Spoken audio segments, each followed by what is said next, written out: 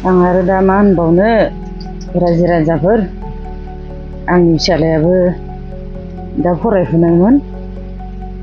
दा आरो बेमाराबो जाना फैबाय बिफायाबो बेमार किडनिनि अन्थाइ जाना दं दा गथ' सासेखौ बेमार आजार नायनोबो फैसाबो थाखाबो गैला हा हुआबोथ' मालायनि हायावसो थानाय जादों हायाबो गैया दा बेनि थाखायनो एसे सहायखौ लुगैदोंमोन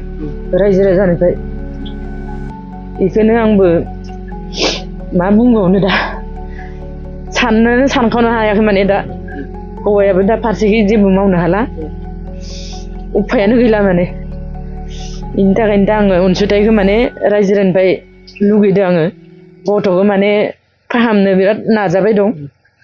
दा मोनसे गिदिर अपारेशननि थाखाय दंबावो माने मोनसेयाथ' खालामखांबाय बेनि थाखायनो फिसाज्ला ना थ' दाखालि बिदिनो उन्दै समाव गुग्ला रखम जानायखाय बिदिनो बुरैफोरा एसे जारि गैयै खालामदोंमोन आरो बेयाव गोदोनाबो थाबाय थायै थायै थायै थायै थायै दा नै बैसोआ 7 बोसोर जाबाय आरो बे 7 बोसोर समाव माने नै बावैसो ओंखारगारबाय ओंखारनायाव थाबनो आल्ट्रासाउन्ड खालामहैबाय माबा माबि साननानै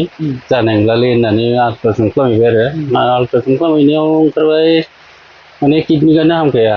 मुलि सुलिबो हरखायाखै ओमफ्राय आरो बेलेग डाक्टरनावबो इनावबो सोंना नायबाय बेबो एखेखौनो बुंदों माने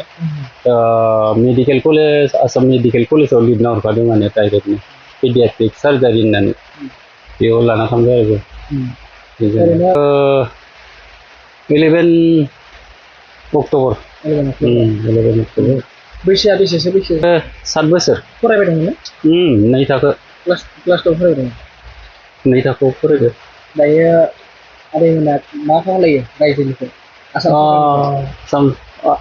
होनदो आसाम सरकारनिफ्राय मा अनसुंथाइ सरकारनिफ्राय बिदिनो मोनोब्ला अनसुंथाइफोर मोनोबा दा गथ'नि बेमार नायनोबो फैसा आखायाव जेबो गैथारला हिसाबै एसे गरसे गरनै अनसुंथाइ सोरबाफोर अननानै हरोबा गथ'खौ बेमार नायनायाव बेखौ रायजो राजाफोरा बिदिनो अनोबा माने गरसे गरनै हरनानै बे गथ'नि थाखाय हरबा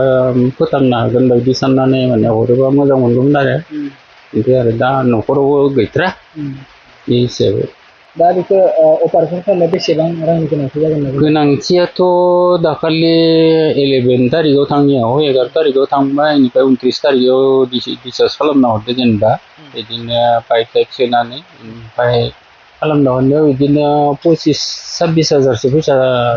जोबखाबाय आरो दा थांनायावथ' बेखौ लांनायावथ' आरोबाव एखेनि एसे बारासो जागोन दा माने माबादो ओरैनो पाइप सोनानैल' माने माबाखौ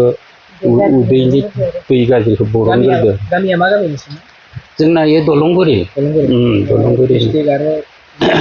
धेमाजियानो डिस्ट्रिक्टआ थानाया इयो सिमिनानो सिमिन थाना